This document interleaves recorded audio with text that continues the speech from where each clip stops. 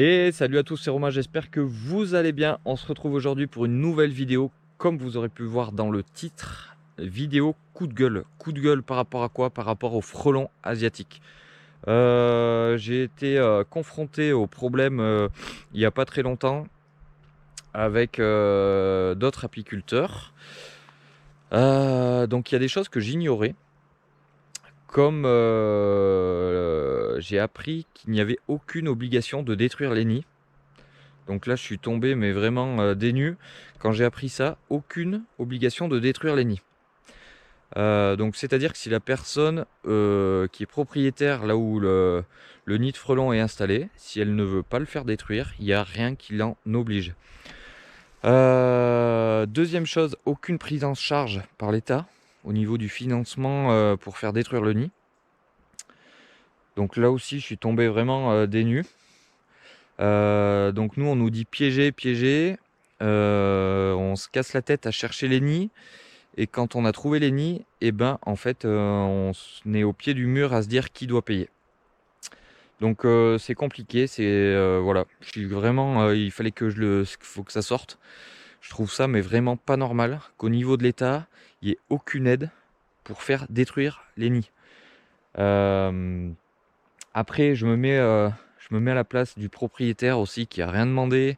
S'il n'est pas apiculteur, qu'on lui dit bah, détruisez le nid, il y en a pour plus de 150 € pour le faire détruire. Je comprends aussi que ça peut être compliqué. Mais c'est au niveau de l'État, déjà, qui fait pas son boulot, qui doit dire attendez, vous devez le détruire. Et en plus, on va vous aider, on va participer. Même la participation serait entière, ça serait encore mieux, mais bon. Donc j'ai appris toutes ces choses-là, et franchement, je suis tombé des nues, quoi. Je trouve ça, mais vraiment aberrant. Il fallait que j'en parle. Le frelon asiatique, je pense que les gens se rendent pas compte que ça va devenir un vrai problème sanitaire en France. Et voilà. Et on nous aide pas, on n'est pas soutenu au niveau de l'État. Et je trouve ça vraiment aberrant. Voilà, fallait que ça sorte. Au rucher pour mettre un peu du pain de candy sur les ruchettes. Voilà.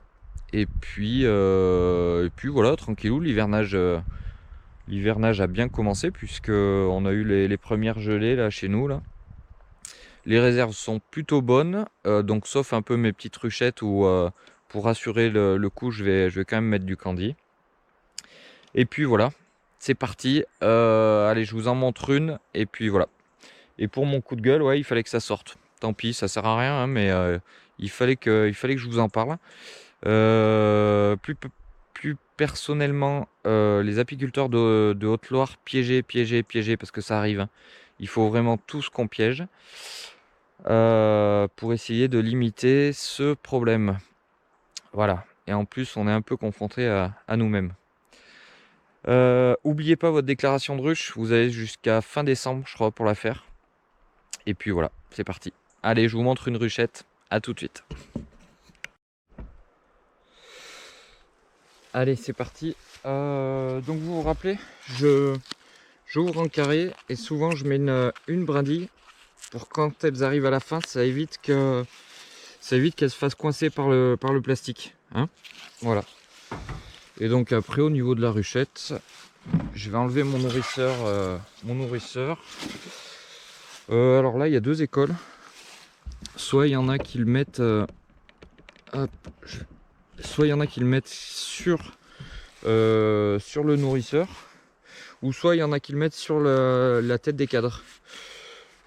Personnellement, la tête des cadres c'est pas mal, les deux sont bien, mais la tête des cadres c'est mieux, et je vais retourner le nourrisseur.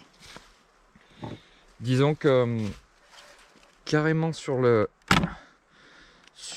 tête des cadres, elles l'ont tout de suite, quoi. Donc là voilà.